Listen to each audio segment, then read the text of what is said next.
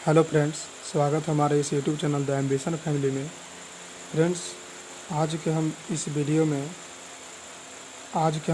में भारतीय संविधान की उद्देशिका अथवा प्रस्तावना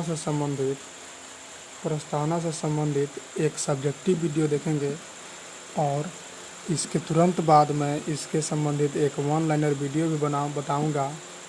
इसी वीडियो में वन लाइनर भी वीडियो बताऊंगा, तो आप पहले इस सब्जेक्टिव वीडियो के थोड़ा सा ध्यान से देख लें और इससे संबंधित जो वन लाइनर जो क्वेश्चन आएगा उसको आप अच्छे तरीके से मार सकेंगे या अच्छे तरीके से आप समझ सकेंगे।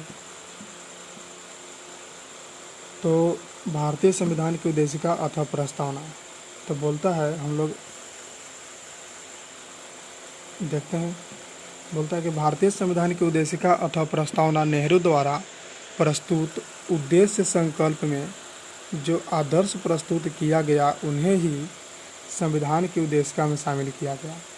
संविधान के 42वें संशोधन द्वारा यथा संशोधित यह उद्देशिका निम्न प्रकार के हैं। तो सबसे पहला तो क्वेश्चन यही बन जाता है कि भारतीय संविधान की जो प्रस्तावना है कि इसके द्वारा प्रस्तुत किया गया था। तो नेहरू द्वारा जो एक उद्देश्य संकल्प पेश किया गया था उसी में यह आदर्श बात को प्रस्तुत किया गया था। तो जवाहरलाल नेहरू द्वारा प्रस्तुत किया गया था और किस संशोधन के तहत इसमें संशोधित किया गया है, तो 42वें संशोधन 1976 के द्वारा। अब यह किस प्रकार का है, तो कहता है हम भारत के लोग भारत को एक संपूर्ण प्रभुत्व संपन्न समाजवादी पंथ निरपेक्ष लोकतंत्रात्मक गणराज्य बनाने के लिए तथा उसके समस्त नागरिकों को सामाजिक, आर्थिक और सामाजिक न्याय। तो देखिए यहाँ पर क्वेश्चन यही दे देता है पहले कि जो प्रस्तावना है वह किससे आरंभ होता है, तो हम भारत के लोग से। क्वेश्चन बोलता है कि भारत की जो प्रस्तावना है वह किस वर्ड से शुरू होता है, तो हम भारत के लोग से। दूसरा क्वेश्चन देता है कि पूरे प्रस्तावना में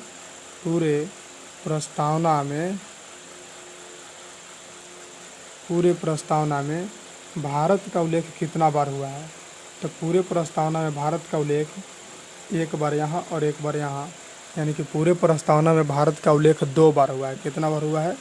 2 बार हुआ है। तो इसको ध्यान में रखेंगे। तीसरा बोलता है कि संपूर्ण प्रभुत्व संपन्न समाजवादी पंथ निरपेक्ष लोकतंत्रात्मक गणराज्य बनाने के लिए, है ना। और इसके बाद बोल रहा है नागरिकों को सामाजिक, आर्थिक और राजनीतिक न्याय। तो यहाँ से यह क्वेश्चन दे सकता है कि भारत की जो प्रस्तावना है उसमें कितने तरह के न्याय की बात किया गया है। कितने तरह के न्याय की बात किया गया है, तो 3 तरह के। कैसा कैसा न्याय है, तो सामाजिक, आर्थिक और राजनीतिक न्याय। तो हम यहाँ से 2-3 क्वेश्चन पढ़े। प्रस्ताव किसके द्वारा पेश किया गया था, तो जवाहरलाल नेहरू के द्वारा। भारत का उल्लेख कितना बार है, तो 2 बार है। कितना बार है? 2 बार है। फिर एक क्वेश्चन पढ़े थे कि हम भारत के जो प्रस्तावना है वो किससे स्टार्ट होता है, तो हम भारत के लोग से। चलिए आगे कहता है राजनीतिक न्याय तक हो गया। विचार, अभिव्यक्ति, विश्वास और धर्म की उपासना की स्वतंत्रता। तो बोलेगा कि कितने प्रकार की स्वतंत्रता की बात कही गया है, जोड़ सकते हैं आप। विचार क्या है? एक विचार है, अभिव्यक्ति, विश्वास, धर्म, उपासना। 1, 2, 3, 4 और 5। तो 5 तरह के स्वतंत्रता की बात कही गई है। कौन कौन? विचार, अभिव्यक्ति, विश्वास, धर्म और उपासना। एक बार साथ साथ बोलिए। विचार, अभिव्यक्ति, विश्वास, धर्म और उपासना। चलिए इतना हो गया। प्रतिष्ठा और अवसर की समता प्राप्त करने के लिए। अब बोलेगा कितने प्रकार के समता की बात कही गई, तो 2 प्रकार के। कौन कौन है? तो प्रतिष्ठा और अवसर। तो प्रतिष्ठा और अवसर की समता प्राप्त करने के लिए 2 बात कहा गया है। समता के बारे में बोला गया है 2 चीज़। कौन कौन? प्रतिष्ठा और अवसर की समता प्राप्त करने के लिए, तथा उन सबों में व्यक्ति की गरिमा और राष्ट्र की एकता और अखंडता सुनिश्चित करने वाली बंधुता बढ़ाने के लिए दृढ़ संकल्प होकर अपनी इस संविधान सभा में तारीख 26 नवंबर 1949 को इसको बोलता नीति मार्ग शीर्ष शुल्क सप्तमी संवत 2006 विक्रमी, इसका हिंदी नाम है। हिंदी जो कैलेंडर चलता है शक संवत पर जो चलता है, शक संवत पर, उसके अनुकूल ये जो नाम दिया गया है। 26 नवंबर 1949 का ही ये नाम है। को एतद द्वारा इस संविधान को अंगीकृत अधिनियम और आत्मर्पित करते हैं। तो ये रहा प्रस्तावना से रिलेटेड कुछ फैक्ट्स। अब इसके आगे हम देखते हैं और क्या दिया हुआ है। चलिए अब हम देखते हैं कि प्रस्तावना की मुख्य बातें क्या क्या हैं। प्रस्तावना की जो मुख्य बातें हैं वो क्या क्या है। तो फर्स्ट है कि संविधान की प्रस्तावना को संविधान की कुंजी कहा जाता है। बहुत इंपॉर्टेंट क्वेश्चन है। संविधान की प्रस्तावना को संविधान की क्या कहा जाता है? कुंजी कहा जाता है। दूसरा, प्रस्तावना के अनुसार संविधान के अधीन समस्त शक्तियों का केंद्र बिंदु अथवा जो स्रोत है वो कौन है? भारत के लोग। तो प्रस्तावना के अनुसार, किसके अनुसार? प्रस्तावना के अनुसार संविधान के अधीन समस्त जो शक्ति है, समस्त शक्तियों का केंद्र बिंदु कहा जाए या स्रोत कहा जाए वो कौन है? भारत के लोग हैं। प्रस्तावना में लिखित यथा शब्द हम भारत के लोग इस संविधान को अंगीकृत अधिनियम और आत्मर्पित करते हैं, भारतीय लोगों की सर्वोच्च संप्रभुता का उद्घोष करते हैं। ठीक है, यानी कि भारतीय लोगों की सर्वोच्चता को मन को प्रकट करता है। नेक्स्ट है, प्रस्तावना को न्यायालय में परिवर्तित नहीं किया जा सकता। प्रस्तावना को न्यायालय में परिवर्तित नहीं किया जा सकता। यह एक निर्णय था। किसका निर्णय था? यह निर्णय था यूनियन ऑफ इंडिया बनाम मदन गोपाल 1957। कहता है एक निर्णय लिया गया था कि प्रस्तावना को न्यायालय में परिवर्तित नहीं किया जा सकता है। यह जो निर्णय लिया गया था वो किसने लिया था? यूनियन ऑफ इंडिया बनाम मदन गोपाल। कब हुआ था ये चीज़? 1957 में। अब एक आता है बेरूबाड़ी यूनियनवाद। तो बेरूबाड़ी यूनियनवाद 1960 में सर्वोच्च न्यायालय ने निर्णय दिया कि जहाँ संविधान की भाषा संदिग्ध हो वहाँ प्रस्तावना जो है विधिक निर्वाचन में सहायता करती है। तो पहला हम लोग देखें कि प्रस्तावना को न्यायालय में परिवर्तित नहीं किया जा सकता है। यह निर्णय किसका था? यूनियन ऑफ इंडिया बनाम मदन गोपाल 1957। और नेक्स्ट जो देखें कि बेरूबाड़ी यूनियनवाद में कि सर्वोच्च न्यायालय ने निर्णय दिया कि जहां संविधान की भाषा संदिग्ध होगा वहां प्रस्तावना विधिक निर्वाचन में सहायता करेगा या विधिक निर्वाचन में सहायता करती है। बेरूबाड़ी वाद में ही सर्वोच्च न्यायालय ने प्रस्तावना को संविधान का अंग नहीं माना। और बेरूबाड़ी वाद में ही सर्वोच्च न्यायालय जो है प्रस्तावना को संविधान का अंग नहीं माना। तो ये भी चीज़ पूछ सकता है कि वह कौन सा निर्णय था जिसमें सर्वोच्च न्यायालय ने प्रस्तावना को संविधान का अंग नहीं माना? तो बेरूबाड़ी वाद। ये बेरूबाड़ी वाद हुआ था कब? तो 1960 में। ये चीज़ ठीक है। तो कहता है कि बेरूबाड़ी वाद में ही सर्वोच्च न्यायालय ने प्रस्तावना को संविधान का अंग नहीं माना, इसीलिए विधायिका, अब चूंकि सर्वोच्च न्यायालय ने इसे संविधान का अंग नहीं माना इसलिए विधायिका प्रस्तावना में संशोधन नहीं कर सकती है। इसलिए विधायिका जो है प्रस्तावना में संशोधन नहीं कर सकती है। परंतु सर्वोच्च न्यायालय के जो एक केशवानंद भारती बनाम था केरल राज्यवाद 1973, एक और निर्णय था। किसका था? तो केशवानंद भारती बनाम केरल राज्यवाद। ये तो आपको याद करना पड़ेगा। केशवानंद भारती बनाम केरल राज्यवाद 1973 में कहा कि प्रस्तावना संविधान का अंग है। पहले तो कहा कि नहीं है इसलिए विधायिका संशोधन नहीं कर सकती है, लेकिन एक और आया निर्णय केशवानंद भारती बनाम केरल राज्यवाद 1973, वो कह दिया कि प्रस्तावना संविधान का अंग है।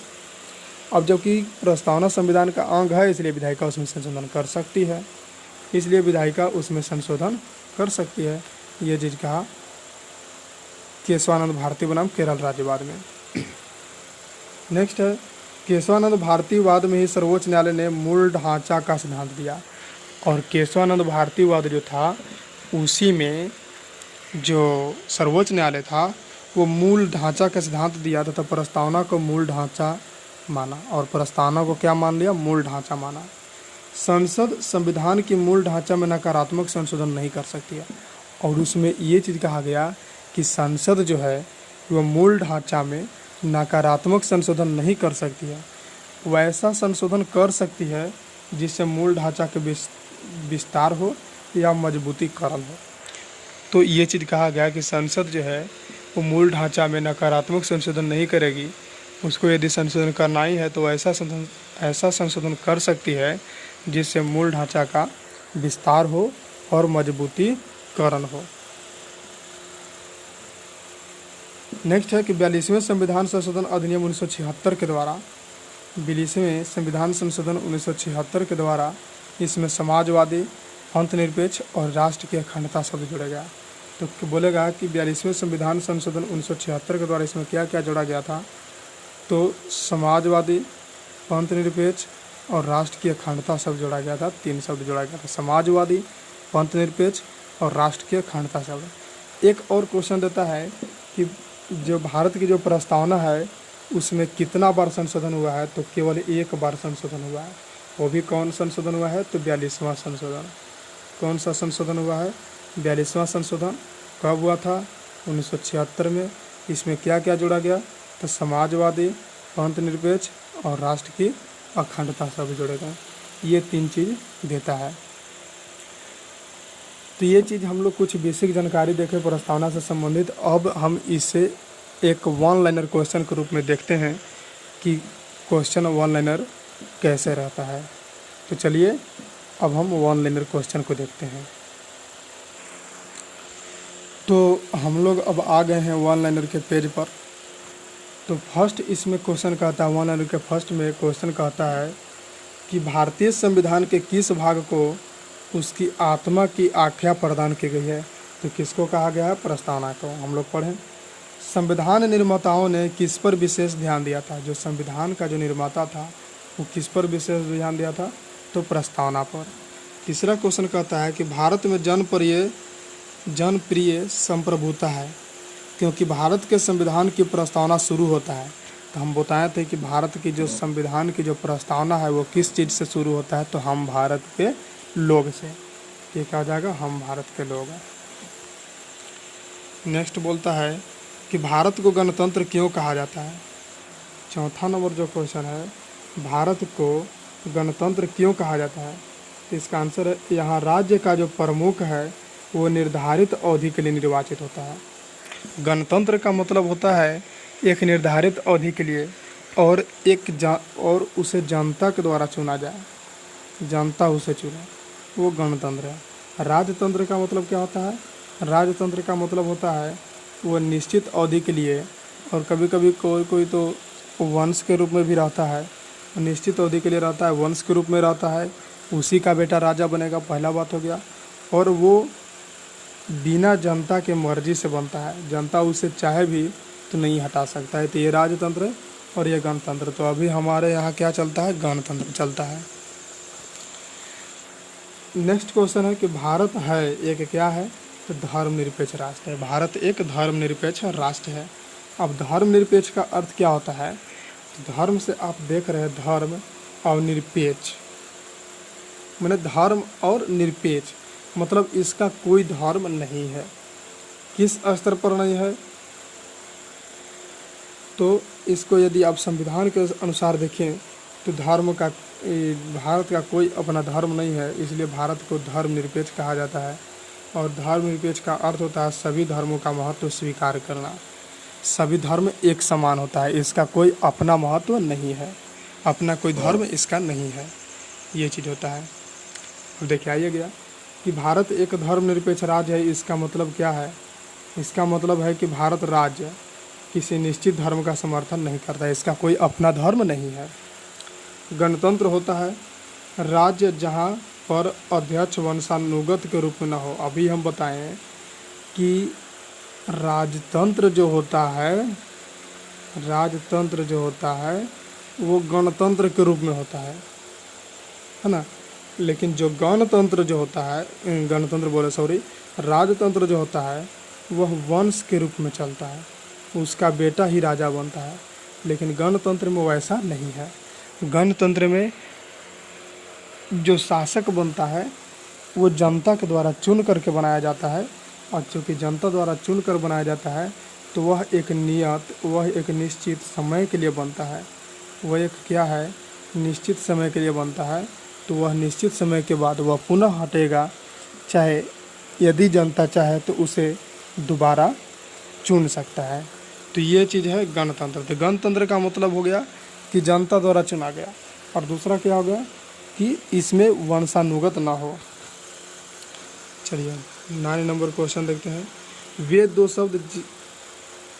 दो शब्द कौन से हैं जिनका समावेश सन 42वें संविधान संशोधन द्वारा उद्देशिका में किया गया था? तो हम लोग देखे थे, क्या क्या देखे थे? समाजवादी, धर्मनिरपेक्ष और राष्ट्र की अखंडता। एक तीसरा क्या था? अखंडता।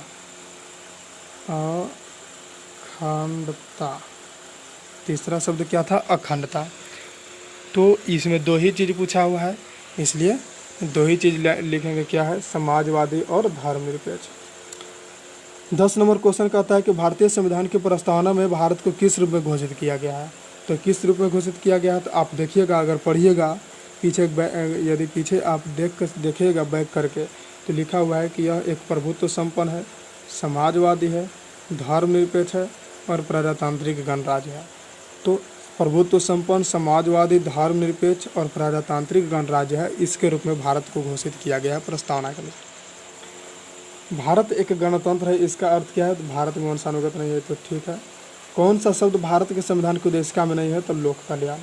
लोक कल्याण का जो लेख है, लोक कल्याण, इसका कहीं भी प्रस्तावना या उद्देशिका में वर्णन नहीं है। अब आते हैं कल्याणकारी राज्य का उद्देश्य क्या होता है? तो कल्याणकारी राज्य का मतलब हो जाता है जो कमज़ोर वर्ग के लोग हैं उनको कल्याण, यानी उन्हें सहायता प्रदान करना। तो कल्याणकारी राज्य का मतलब होता है कमज़ोर वर्गों के कल्याण का प्रबंधन करना। अब आइए, भारत को एक गणराज्य मुख्य रूप से माना जाता है क्योंकि राजाध्यक्ष का चुनाव होता है। ये तो बहुत बार आ गया क्वेश्चन, और ये चीज़ का एक ही आंसर है कि जनता इसको चुनता है। एक मतलब कि राजा जो अध्यक्ष होता है उनका क्या होता है? चुनाव होता है। भारतीय संविधान की प्रस्तावना के सिलसिले में कौन से क्रम सही है? तो पहले होता है सत्ता संपन्न, सार्वभौम सत्ता संपन्न, फिर समाजवादी, फिर धर्मनिरपेक्ष, फिर जनवादी गणतंत्र। आप एक बार अच्छे से प्रस्तावना को पढ़ लीजिए, उसके बाद इसको आप ऑर्डर समझ सकते हैं। तो क्या हो जाएगा? सार्वभौम सत्ता संपन्न, समाजवादी, धर्मनिरपेक्ष और जनवादी गणतंत्र। नेक्स्ट है संविधान की प्रस्तावना में प्रयुक्त शब्द सेकुलर का अर्थ है। अब प्रस्तावना में एक प्रयुक्त शब्द है सेकुलर, उसका अर्थ क्या होता है कि सभी नागरिकों को धर्म एवं उपासना की स्वतंत्रता। जितने भी नागरिक हैं उसको धर्म एवं उपासना की क्या दिया जाएगा? तो स्वतंत्रता दिया जाएगा। तो संविधान की प्रस्तावना में प्रयुक्त जो शब्द है सेकुलर, उसका अर्थ होता है कि सभी नागरिकों को धर्म एवं उपासना की क्या करना? स्वतंत्रता देना। 17 नंबर क्वेश्चन है कि भारतीय संविधान की प्रस्तावना में लिखित हम भारत के लोग से क्या अर्थ निकलता है? तो इसका अर्थ यह निकलता है कि संविधान का निर्माण भारत की जनता द्वारा हुआ है। हम भारत के लोग से जो अर्थ निकलता है उसका अर्थ यह निकलता हुआ है कि जो संविधान का जो निर्माण हुआ है वो किसके द्वारा हुआ है? जनता द्वारा हुआ है। अब कल भी हम जो पढ़ाए थे, कल वाला वीडियो में अगर नहीं देखे हैं तो आप कल का वीडियो देख लीजिए, उसके बाद ये समझ में आएगा बढ़िया से। तो कल की वीडियो में भी हम लोग देखे थे, जो संविधान सभा हम लोग पढ़े थे, संविधान सभा, तो उसमें पढ़े थे कि संविधान के निर्माण के लिए एक सभा बैठाया गया था जिसका नाम था संविधान सभा, और इस संविधान सभा के तहत ही संविधान का निर्माण किया गया।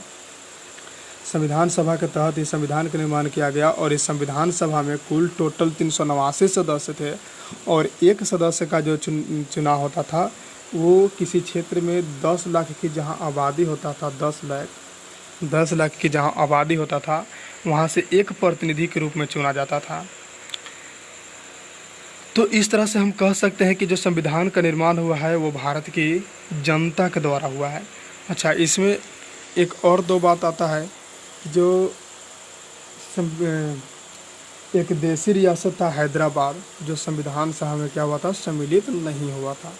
तो इतना इस क्वेश्चन से हमको मिल जाता है जानकारी। और आप नहीं देखें पिछला वीडियो तो आप पीछे का वीडियो देख सकते हैं। 18 नंबर क्वेश्चन कहता है कि समाजवाद का अर्थ क्या है। तो समाजवाद का अर्थ है सामाजिक न्याय। क्या है? सामाजिक न्याय। भारतीय संविधान में समवर्ती सूची जो है किसके संविधान से लिया गया है?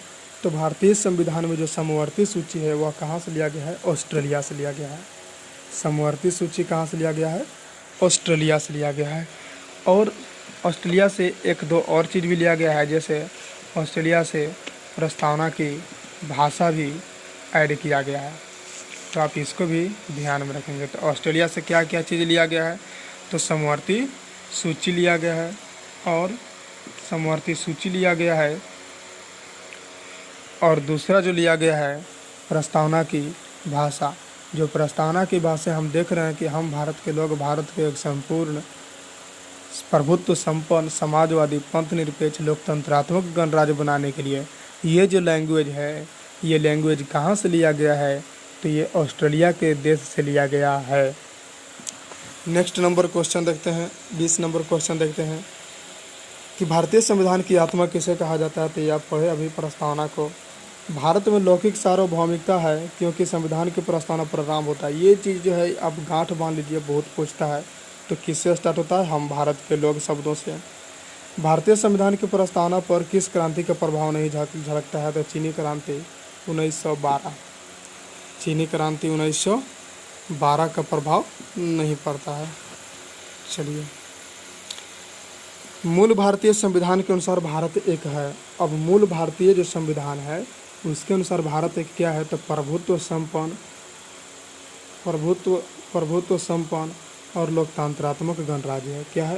प्रभुत्व संपन्न और लोकतंत्रात्मक गणराज्य है। संविधान के अंतर्गत भारतीय लोकतंत्र के आदर्शों को हम कहाँ देख सकते हैं? तो प्रस्तावना में। संविधान के अंतर्गत जो भारतीय लोकतंत्र के आदर्श है उसको हम कहाँ देख सकते हैं? तो जितने भी आदर्श हैं उनको हम प्रस्तावना में देख सकते हैं। 25 नंबर क्वेश्चन है कि 42वें संविधान संशोधन अधिनियम 1976 द्वारा प्रस्तावना में किस शब्द को नहीं जोड़ा गया है? तो ये इसमें हम बताए थे कि 3 चीज़ को जोड़ा गया था। वो क्या क्या था? तो समाजवादी, पंथ निरपेक्ष और राष्ट्र की अखंडता। तो ये 3 को छोड़ करके जितने भी शब्द आएगा, जैसे गुट निरपेक्ष, तो गुट निरपेक्ष जो है वो 3 जो वर्ड है, जैसे समाजवादी, पंथ निरपेक्ष और राष्ट्र की अखंडता, ये तीनों में नहीं है। तो ये तीनों में नहीं है तो गुट निरपेक्ष नहीं होगा। 26 नंबर क्वेश्चन है कि भारतीय संविधान ने किस प्रकार के लोकतंत्र को अपनाया है? तो लोकतंत्रात्मक गणराज्य। ये तो आप जानते ही हैं और बताएं भी, लोकतंत्रात्मक या गणतंत्रात्मक एक ही चीज़ है। भारतीय संविधान की प्रस्तावना के अनुसार भारत के शासन की सर्वोच्च सत्ता किसमें निहित होता है? तो जनता में। और जो भारतीय संविधान की प्रस्तावना कहता है कि भारत के शासन की जो सर्वोच्च सत्ता है वो किसके हाथ में होता है? तो वह जनता के हाथ में होता है। 28 नंबर क्वेश्चन है कि भारत की संप्रभुता, एकता और अखंडता को अक्षुण्ण बनाए रखने तथा उसकी रक्षा करने का प्रावधान लिया गया है। तो कहाँ से कहाँ किया गया है? तो प्रस्तावना में किया गया है कि भारत की संप्रभुता, एकता और अखंडता को अक्षुण्ण बनाए रखने तथा उसकी रक्षा करने का जो प्रावधान है वो प्रस्तावना में है। प्रस्तावना में इसका प्रावधान किया गया है। 29 नंबर कहता है कि भारतीय संविधान की प्रस्तावना में जिन आदर्शों एवं उद्देश्यों की रूपरेखा दी गई है, भारतीय संविधान की प्रस्तावना में जिन आदर्शों एवं उद्देश्यों की रूपरेखा दी गई है उनके आगे व्याख्या की गई है। मूल अधिकार, राज्य की नीति निर्देशक सिद्धांत एवं मूल्य कर्तव्य में। क्वेश्चन नहीं समझ में आया? फिर से पढ़िए। भारतीय संविधान की प्रस्तावना में जो आदर्श एवं उद्देश्यों की जो रूपरेखा दी गई है उनकी आगे व्याख्या कहाँ कहाँ किया गया है? ये कह रहा है कि उनकी व्याख्या आगे कहाँ कहाँ किया गया है। तो पहला मौलिक अधिकार, फिर राज्य के नीति निर्देशक सिद्धांत और मूल कर्तव्य में। तो ऐसे हम लोग देख सकते हैं कि मौलिक अधिकार जो है ये भाग 3 में है। ये भाग 3 में है और कैसे के अनुच्छेद तक है? तो 12 से लेकर के 35 नंबर अनुच्छेद तक है। और राज्य का जो नीति निर्देशक सिद्धांत है वो भाग 4 में है। कितने में है? भाग 4 में है। और कितना से कितना है? 36 से 51 तक। और जो लास्ट जो है मूल कर्तव्य वो है भाग 4 के क, ऐसे भाग 4 के क। और अनुच्छेद कितना है, तो अनुच्छेद है 51 के क तक। कितना है, 51 के क। तो ये क्वेश्चन से इतना जानकारी मिल जाता है। ये तो हम लोग आगे भी पढ़ेंगे, लेकिन फिलहाल अभी यदि मूल अधिकार, राज्य के नीति निर्देशक सिद्धांत और मूल कर्तव्य जब आया है तो इनको देख लिए। नेक्स्ट नंबर देखते हैं। संविधान सभा में प्रस्तुत उद्देश्य प्रस्ताव में अभिव्यक्ति विचार को भारतीय संविधान के किस भाग में पूर्णतः शामिल किया गया है, तो प्रस्तावना में। तो ठीक है, ये तो पढ़ें। भारतीय संविधान की प्रस्तावना में क्या स्पष्ट नहीं होता है, नहीं वाला जो क्वेश्चन उसको ध्यान से देखना है। बोलता है कि भारतीय संविधान की प्रस्तावना से क्या स्पष्ट नहीं होता है, तो संविधान को लागू करने की तिथि, संविधान को लागू करने की तिथि स्पष्ट नहीं होता है। ये चीज़ आप याद रखेंगे। अंगीकार करने की तिथि इसमें दिया गया है कि 26 नवंबर 1949 को किया गया था, लेकिन इसमें जो लागू किया गया था बात है वो चीज़ इसमें जिक्र नहीं किया गया, तो स्पष्ट नहीं होता है प्रस्तावना से। 32 नंबर क्वेश्चन कहता है कि किन उद्देश्यों को भारतीय संविधान उद्घोषित नहीं करता है, तो अंतर्राष्ट्रीय शांति और सुरक्षा की अभिवृद्धि। अंतर्राष्ट्रीय शांति और सुरक्षा की जो अभिवृद्धि है उसको उद्घोषित प्रस्तावना नहीं करता है।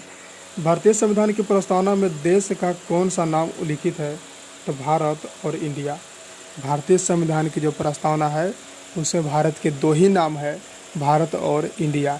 ऐसे यदि देखा जाए तो भारत के बहुत नाम है, जैसे भारत और इंडिया, ये तो दोनों संविधान में ही है। तो भारत, इंडिया हो गया, हिंदुस्तान हो गया, आर्यावर्त हो गया, तियांजू हो गया, ये 5 नाम और इनका है। तो उतना हम लोग नहीं जानना है, हम लोग को जानना है कि भारतीय संविधान की जो प्रस्तावना है उसमें क्या क्या नाम है भारत का, तो उसमें 2 ही नाम है, एक तो भारत और दूसरा इंडिया। 34 नंबर कहता है कि भारतीय संविधान किसके द्वारा स्वीकृत किया गया है, तो भारत के जनता द्वारा। 35 नंबर क्वेश्चन कहता है कि भारत की संप्रभुता किसमें निहित है, तो भारत की जनता में। ये देखिए संविधान में बोले थे अभी वो चला गया कि भारतीय संविधान को संविधान सभा द्वारा अंगीकृत कब किया गया था, तो 26 नवंबर 1949। ये भी प्रस्तावना में दिया गया है, लेकिन लागू करने की तिथि को नहीं दिया गया है। 37 नंबर क्वेश्चन है कि भारत का संविधान पूर्ण रूप से तैयार हुआ था 26 नवंबर 1949 को, कब अंगीकार किया गया था, 1949 को। ये सब एक ही चीज़ है, लेकिन लागू कब किया गया था, 26 जनवरी 1950 को। किस वर्ष भारत एक प्रभुत्व संपन्न प्रजातांत्रिक गणराज्य बन गया, तो यह बना था 1950 में। जब संविधान लागू हो गया तो उस समय जो भारत है प्रभुत्व संपन्न प्रजातांत्रिक गणराज्य बन के आया। अब तक भारत के संविधान की उद्देशिका में कितनी बार संशोधन किया गया था, केवल एक बार। हम बताए थे कितनी बार, तो केवल एक बार। कब, तो 42वां संशोधन 1976 में। कब किया गया था, 42वां संशोधन 1976 में।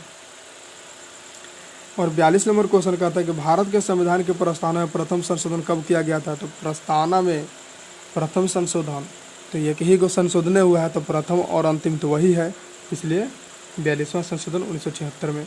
43 नंबर क्वेश्चन कहता है कि भारतीय संविधान की उद्देशिका में परिवर्तन किस संशोधन अधिनियम में किए गए थे, 42 संशोधन अधिनियम 1976। तो अभी पढ़ें। 44 नंबर क्वेश्चन कहता है प्रस्तावना का वह प्रधान जो सभी वयस्क नागरिकों को मतदान देने का अधिकार प्रदान करता है, उसे क्या कहते हैं, प्रजातंत्र कहते हैं या गणतंत्र कहते हैं या लोकतंत्र कहते हैं। 45 है भारतीय संविधान के किस संशोधन द्वारा प्रस्तावना में 2 शब्द समाजवादी और धर्मनिरपेक्ष जोड़ा गया। तो हम बार बार कहते आ रहे हैं कि केवल एक ही संशोधन हुआ है, 42वां संशोधन, तो उसमें तो कुछ सोचना ही नहीं है। जैसे ही पूछा गया कि क्यावें संशोधन द्वारा या किस संशोधन द्वारा, तो पहला संशोधन 42वां संशोधन, ये चीज़ हम टिक करेंगे। एक ही संशोधन हो भी किया है इसमें। भारतीय संविधान लागू कब हुआ था, 1950 को, 26 जनवरी 1950 को। तो मालूम है भारतीय संविधान के किस भाग में स्पष्ट रूप से घोषणा की गई है, कि भारत एक धर्मनिरपेक्ष राज्य है, तो किस में किया गया है? प्रस्तावना में किया गया है। और 48 नंबर क्वेश्चन देखते हैं, और इस वीडियो का लास्ट क्वेश्चन भी है कि संविधान की प्रस्तावना में भारत को कहा गया है, क्या क्या कहा गया है? तो सर्वसत्ताधारी, समाजवादी, धर्मनिरपेक्ष, लोकतांत्रिक और जो एक और है गणराज्य। तो ये हम मेरा रहा प्रस्तावना और प्रस्तावना से रिलेटेड मुख्य फैक्ट्स जो आज हम लोग कवर किए।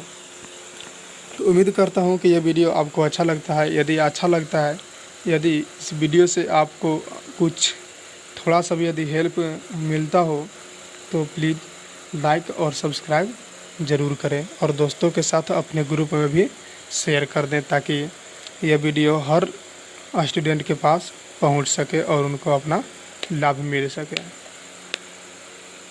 तो थैंक यू। अब अगले वीडियो में मिलेंगे, जो अगला वीडियो मेरा रहेगा मौलिक अधिकार से।